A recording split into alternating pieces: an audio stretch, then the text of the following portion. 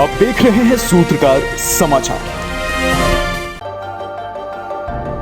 चुनाव की घोषणा होने के बाद नेता प्रतिपक्ष झारखंड विधानसभा अमर कुमार बावरी ने देश के 140 करोड़ जनता को शुभकामनाएं दी और चुनाव के इस महापर्व में अपनी भागीदारी सुनिश्चित करने का आह्वान किया। उन्होंने कहा कि भारतीय जनता पार्टी तीसरी बार प्रधानमंत्री नरेंद्र मोदी को फिर से प्रधानमंत्री बनाने के लिए तैयार है। इस बार एनडीए गठबंधन 400 से अधिक सीटों पर जीत हासिल करेगी, वहीं भाजपा 370 से अधिक सीटों पर कमल खिलाएगी। उन्होंने कहा कि झारखंड में भी सभी 14 सीटों पर भारतीय जनता पार्टी की जीत सुनिश्चित तौर पर होगी।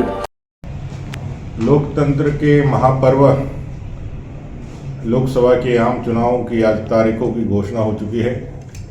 7 चरण में यह चुनाव संपन्न होने वाले हैं। भारतीय जनता पार्टी इस चुनावी समर में एक बार पुनः तीसरी बार मोदी जी को प्रधानमंत्री बनाने के लिए कमर कस करके तैयार है और इस बार एनडीए 400 के आंकड़े को पार करेगी। 370 भारतीय जनता पार्टी के कमल खिलेंगे। झारखंड में भी 14 की 14 सीटें हम लोग एनडीए गठबंधन जीतेंगे। आप सबको इस चुनावी महापर्व की अग्रिम शुभकामनाएं और हम सब मिलकर के इस लोकतंत्र के महापर्व को अपने एक जिम्मेवार नागरिक होने के नाते इसको सफल बनाएं और ज़्यादा से ज़्यादा मतदाता अपने मतदान का प्रयोग करके विश्व के सबसे बड़े लोकतंत्र के रूप में जो हमारी प्रतिष्ठा बनी है उसको और मजबूत करें।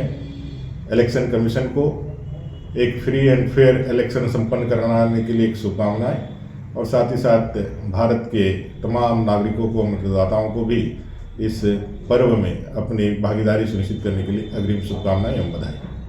वहीं घोषणा के बाद प्रदेश अध्यक्ष राजेश ठाकुर ने कहा, चुनाव फेयर हो ऐसा विश्वास है। हम उम्मीद कर सकते हैं चुनाव आयोग ने बातें डाली हैं वेबसाइट पर, तो अब आने वाले समय में सबको पता होगा किसने कितना इलेक्ट्रो बॉन्ड लिया। उन सभी चीजों का पता चलेगा। सभी लोगों की भावना के साथ जो सरकार ने खिलवाड़ किया है उसी आधार पर लोग मतदान करेंगे। हम 14 में से 14 सीट पर जीत दर्ज करेंगे। सीटों का मामला पूरी तरह से सुलझा हुआ है। देखिए, चुनाव की घोषणा हो चुकी है और चुनाव फ्री एंड फेयर हो ऐसा हमारा विश्वास है। जो जिस तरह से मुख्य चुनाव आयुक्त ने सारी बातों को बताया है, हम ये कह सकते हैं कि चुनाव संजीदगी के साथ होगा और जो चुनाव आयोग ने वेबसाइट पे सारी बातें डाली है माननीय सर्वोच्च न्यायालय के निर्देश के बाद तो अब आने वाले समय में सबको पता होगा कि किसने किससे क्या लिया, इलेक्ट्रल बॉन्ड क्या था, कैसे लोगों की जिंदगियों के साथ खिलवाड़ किया गया। उन सारी चीज़ों का पता चलेगा तो लोग निश्चित रूप से चुनाव में जब भाग लेंगे तो इन सारी बातों का ख्याल करके बेरोजगारी किस कदर बढ़ी है, महिलाओं पर अत्याचार किस कदर बढ़ा है और किस तरह से सारे लोगों के साथ खिलवाड़ हुआ है भावनाओं के साथ।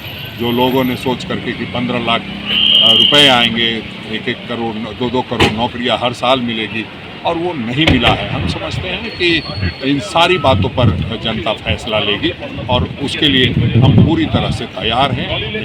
बूथ लेवल की बात हो, जो प्रखंड पंचायत स्तर की बात हो, सभी जगहों पर पूरे तैयारी के साथ हैं।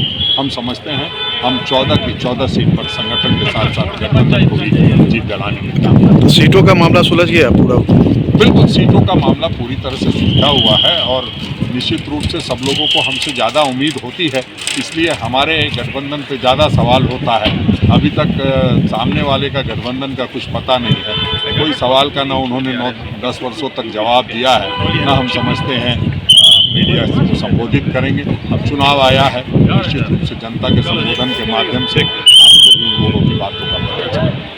अगर आपको हमारा वीडियो पसंद आता है तो हमारे चैनल को लाइक, शेयर और सब्सक्राइब करना ना भूलें।